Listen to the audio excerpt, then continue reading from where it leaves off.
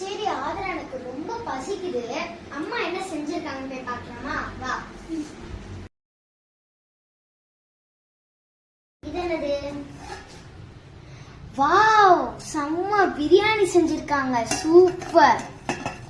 அடுத்ததாக இது என்னது? வாவ், காடை. எனக்கு ரொம்ப பிடிச்ச காடை. சூப்பர். Wow, gravy. இது நான் செய்யற தயிர் பச்சடி. ஓகே ஃப்ரெண்ட்ஸ், இதை எங்க அம்மாவை போட்டு தர சொல்லி சாப்பிட போறோம் நாங்க. அம்மா பசிக்குது, சீக்கிரம் கொண்டு வாங்க. வாவ்.